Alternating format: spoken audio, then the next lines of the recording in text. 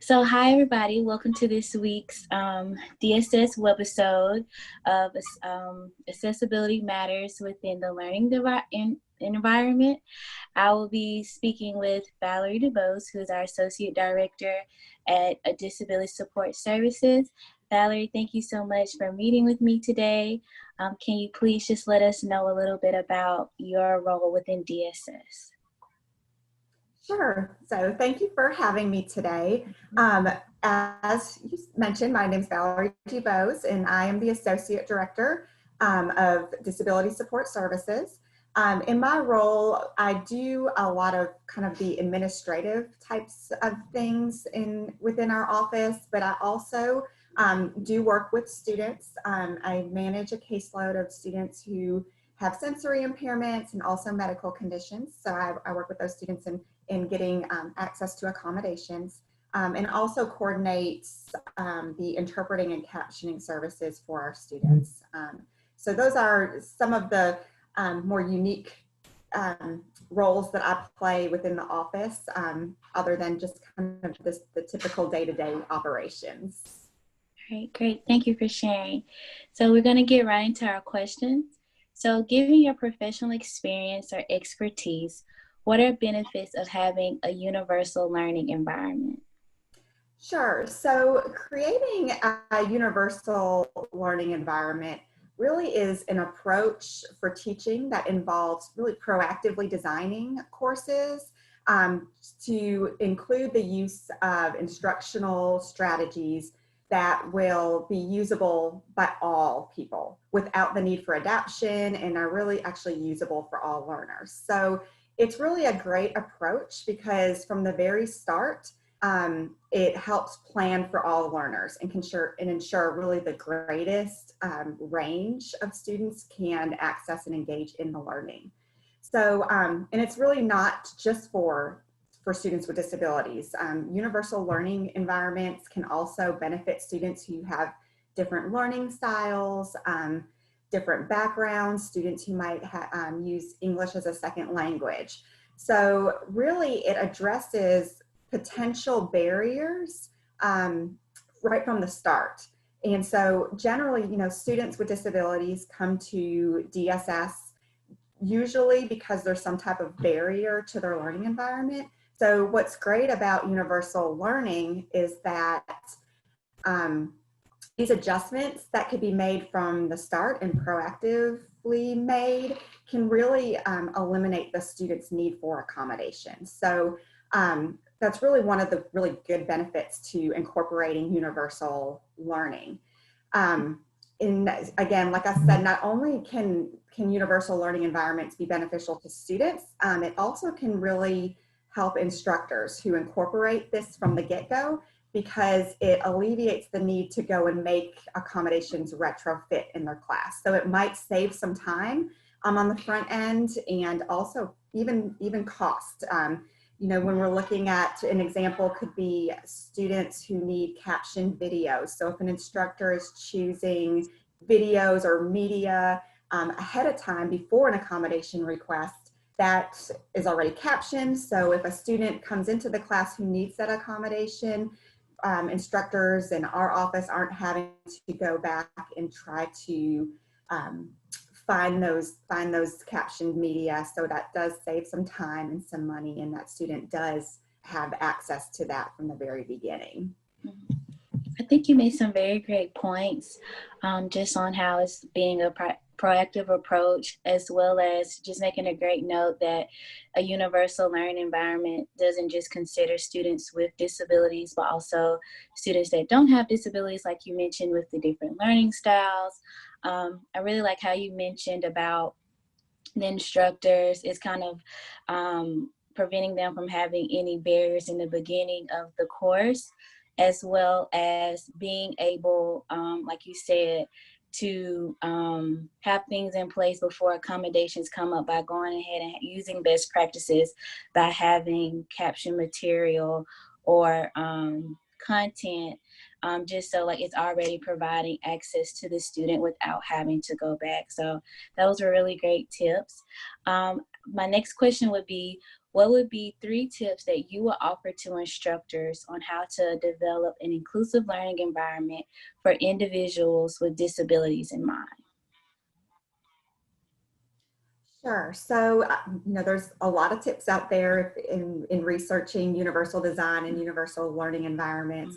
But really, one of the, I think, overall things that I think about for faculty to be considering and instructors to be considering is just really keeping flexibility in mind. So, when you're looking at the definition of universal design, a lot of times you'll see different tips about utilizing multiple means for engagement or multiple means for assessing. So really thinking of ways that students can master the content and the subject in different ways. So just having that flexibility and being okay with some flexibility is really, I think, kind of an overall good practice when looking at doing and creating a universal learning environment.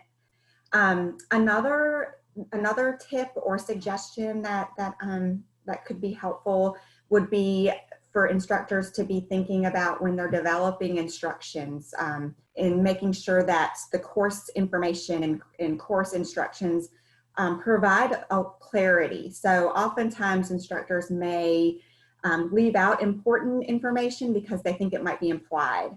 But really for some students, it might be a little bit more difficult for them to understand what is being asked of them. So maybe thinking about updating instructions to have less assumptions that are included in that. So making sure that it really is more clear and concise and can be helpful for all students.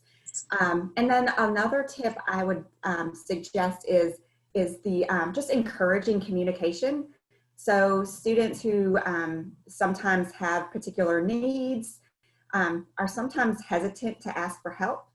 So just by being encouraging and open to talk with students and making sure that students feel comfortable to ask questions and be able to connect and collaborate is also a really good tip and something that I think would be beneficial for students so that they do have that they're comfortable with being able to ask their instructors for help if needed.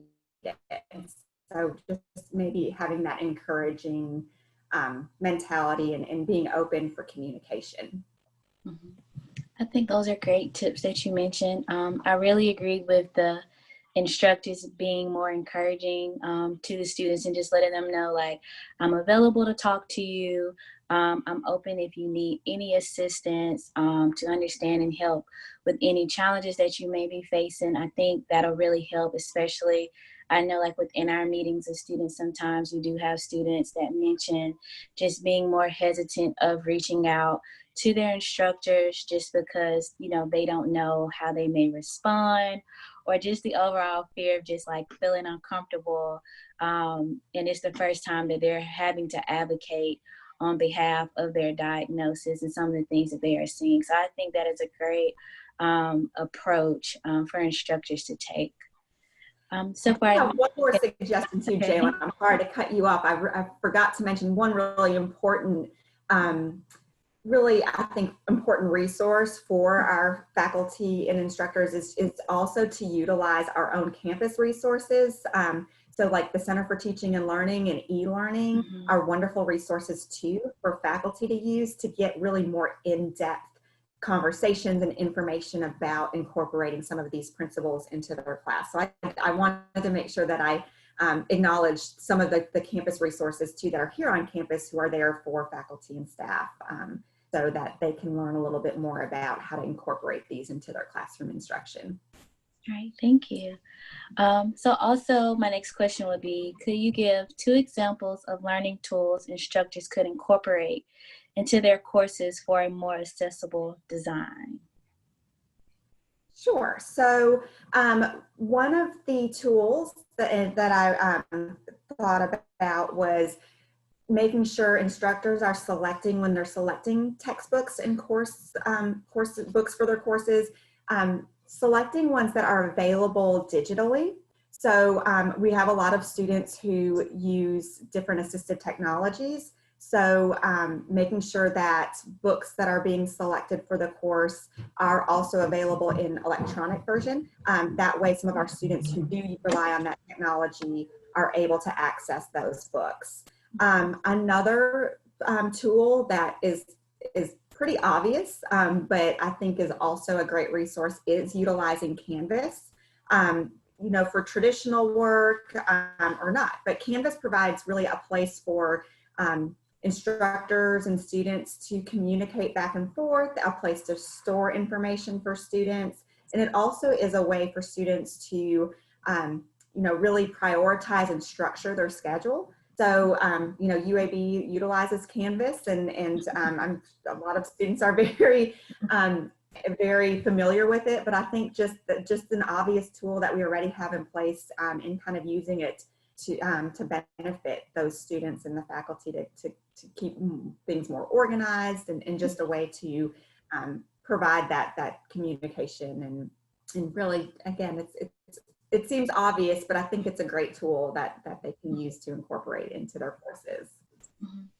I agree. I think that's a great point to also just to present to a faculty about the tools that they should use, especially with Canvas being a more familiar tool around the university.